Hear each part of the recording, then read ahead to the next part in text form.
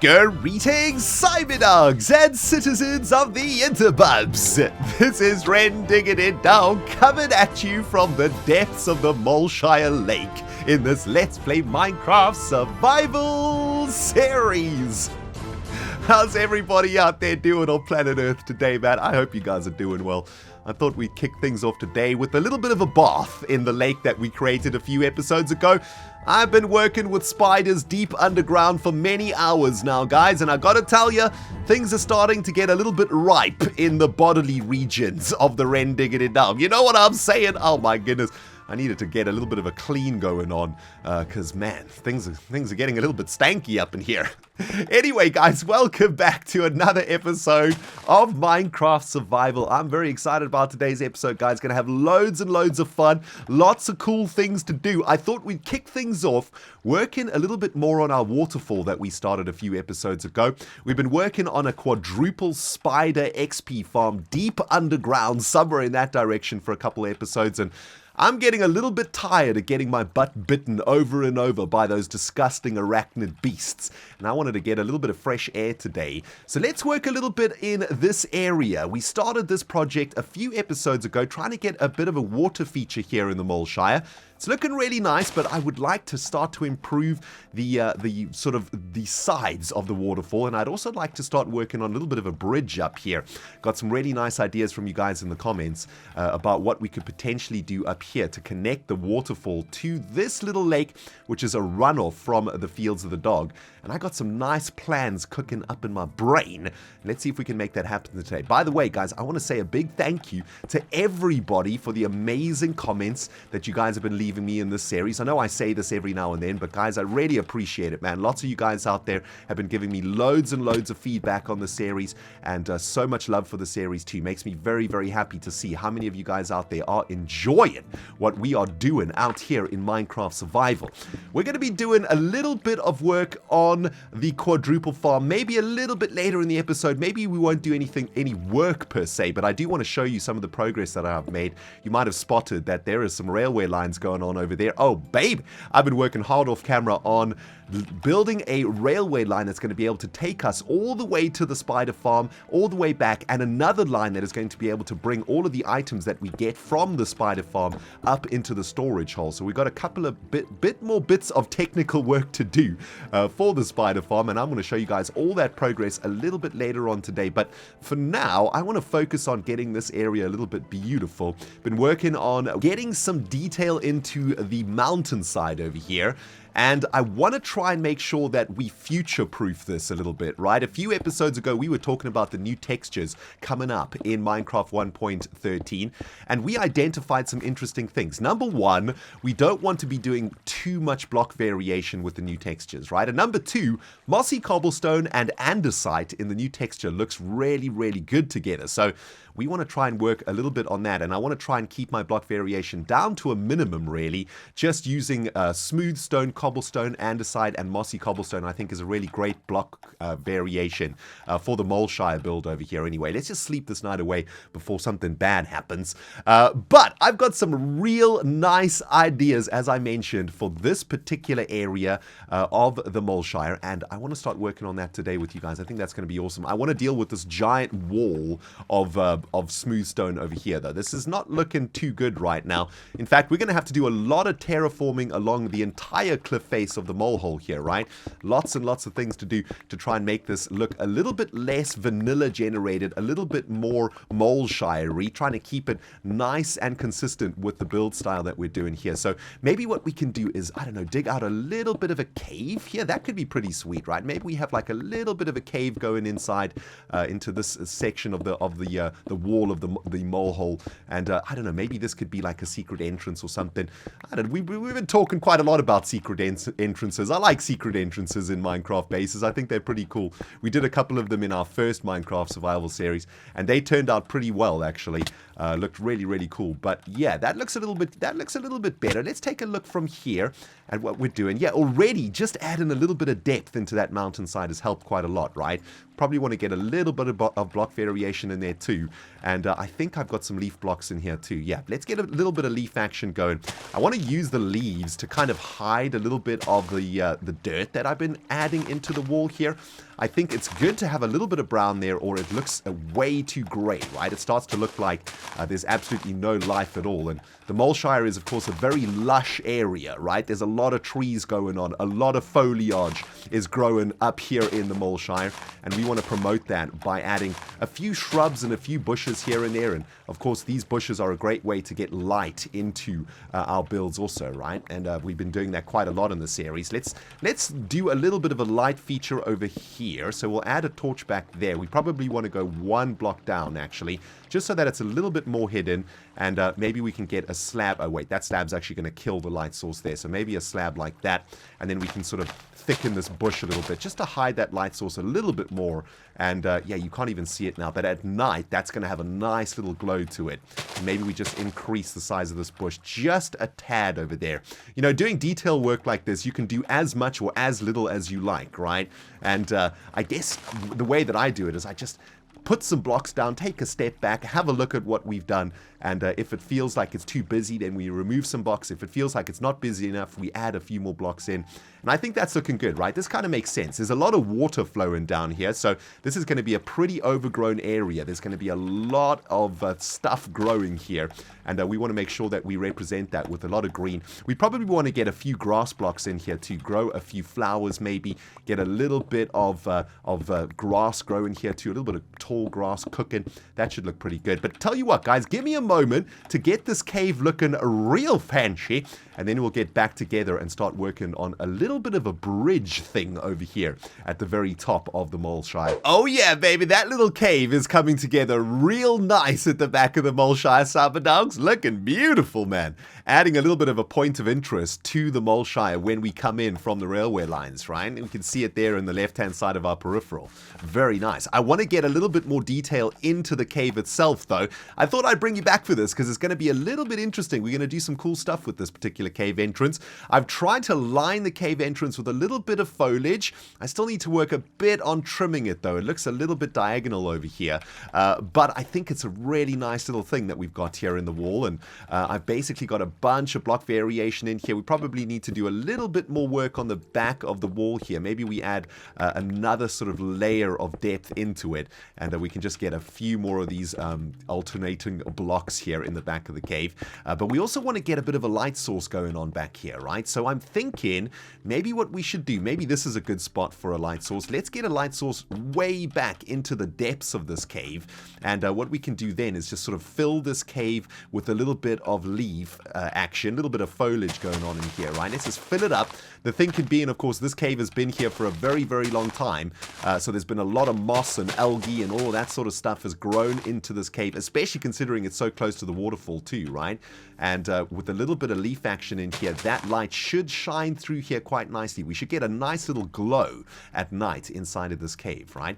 Let's grow a little bit of grass in here too, and I've got a little bit of vines that we've been farming inside of the mole hole. We've been able to get a ton of vines out of that farm, actually. It's pretty crazy. And I want to get a few vines in here, a few of them hanging also, right? And I thought we could try get a couple of vines hanging down in front of the cave entrance too, right? That is going to look really, really sweet. That's going to take a little bit of a while to grow though, but that's going to turn out real nice, I think. Let's get a few more vines here too. And I don't know if I want to add any vines to the rest of the walls themselves. I kind of want these vines to be inside of the cave because this is where there's a lot of moisture, right? There's a lot of moisture cooking in this cave. All right, sweet. So that's looking really nice. Let's take a look from a little bit of a distance. That's going to look awesome when these vines are growing down here. We're going to have to wait for that to happen. In the meantime, I thought what we could do is maybe plant a couple more dark oak wood trees along this path that takes us up to the fields of the dog. It's feeling a little bit barren on the tree side of things, right? And I was thinking that maybe what we want to do is get a tree in this area over here somewhere. Maybe we've got a tree that's pretty close to the water here, right? So maybe it's not exactly on the edge of the water, but maybe it's, I think we're probably going to have to put it on the edge of the water though, so that it doesn't grow flush against this wall. So maybe we do actually want to get the tree in this position over here. Do I have some dirt with me? Yes, I do. All right, so let's build up a little platform for that tree, and that might be a decent spot for the dark oak wood tree. The nice thing about Minecraft, of course, is if it doesn't work, we can always just take it down and replace it with something different. But I wanted to get a tree sort of in front of the cave a little bit. That looks pretty cool, actually. I like that, right? So we can see the cave there just behind that tree. Not mad about how the tree looks here, though, right? That looks a little bit strange. So maybe that's not exactly the best position for a tree, but I think we'll keep it for now. Maybe I'll experiment a little bit with that a little bit later on. But let's get another tree right near the lake over here, right? That is not a sapling, Ren. That is frickin' bone meal, you fool. Let's grow another tree over here. And that is going to actually sort of make it, well, it's kind of blocking out the view of that cave. But I guess that's okay, because as we come up here, we'll see that cave entrance over there. And I suppose as long as we can see the cave from the back of the Moleshire, it should be all right. Although that tree looks like it might have covered up the view of that cave quite dramatically. Let's take a look from here. Can we actually see through all of these trees? Well, we can kind of see the cave over there. It's more this tree that's blocked the cave entrance than this one over here. So maybe we want to shift that one. But yeah, that's looking pretty awesome, man. It's coming together real nice, this sort of corner of the Moleshire. I'm absolutely loving it, man. Oh yeah, baby, now we're cooking with gas. That is much better. I have shifted the tree up the hill a little bit and re-exposed the entrance to that cave. And I think that's a perfect position for that tree. I've also planted another dark oak wood tree here and done a little bit of work on the trees themselves up this road. Just trying to make them look a little bit less flat, trying to make them look a little bit more natural. And just added a few more leaves and stuff into them. But now this path is starting to come together really nicely, man. I really like it. I really want these vines to grow, though. I'm very excited to see this cave with all the vinage growing down it. But I want to start working a little bit on this section over here. This is what I've been thinking about all day long. Been super excited about this. Got some really great hints from you guys in the comments about this one. And a lot of you guys were suggesting that we make some sort of a bridge over this river, right? We've been talking about how we want to connect this natural spring coming through the fields of the dog to this waterfall going all the way down to that lake. And that's kind of what I want to try and do today. I think what we're going to need to do, though, is kill the water source to start off with, right? So that we don't get flooded and washed down here while we're working. Probably want to work on all of these blocks here too, right? Change them from dirt to some sort of, I don't know, stone or something. I mean, rivers don't really flow down dirt, right? Eventually all that dirt gets flushed away into silt, and rivers sort of flow on top of rocks and stuff and much harder materials, right? Anyway, we'll get to that at some point. Let's start getting rid of some of these blocks over here and start making way for what eventually is going to be a little bridge coming from the exit of the mole hole here over to this little path that is taking us through the fields of the dog. And I want to try and make something really natural looking over here, right? I want it to look really sweet. So the water's going to flow down here.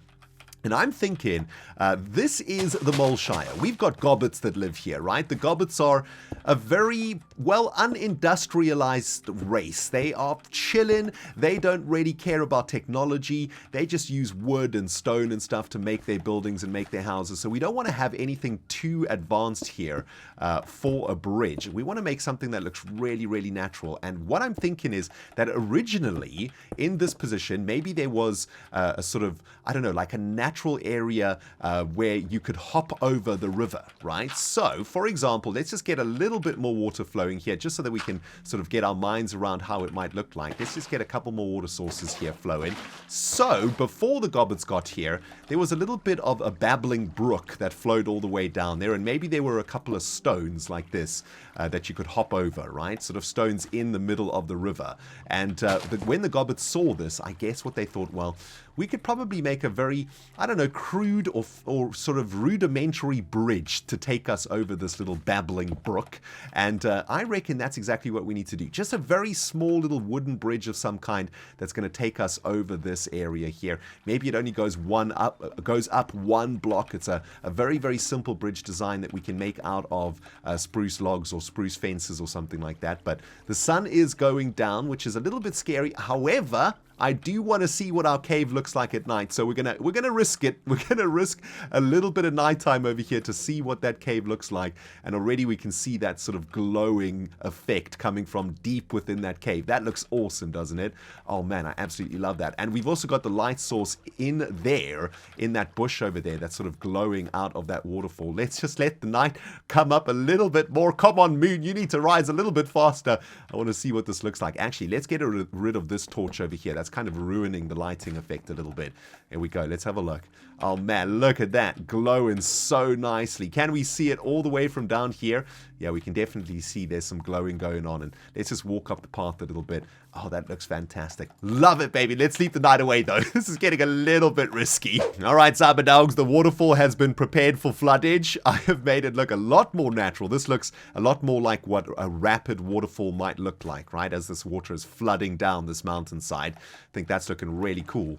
Unfortunately, I've run into a little bit of a problem. This tree, which we moved, is in a really great location right now, but it's kind of blocking the entrance to the mole hole, which makes me a little bit sad. I think what we're going to have to do is move this entrance from here to maybe this position over here, because I don't really want to move the tree, and I want this bridge to go over here, over this sort of babbling stream in this location, and I don't want to get rid of the tree or sort of trim its leaves too much. So yeah, we're going to have to maybe move this entrance a little bit, but let's get cracking with trying to work out a little bit of a bridge design over here, taking us from the entrance into the mole hole over to the fields of the dog.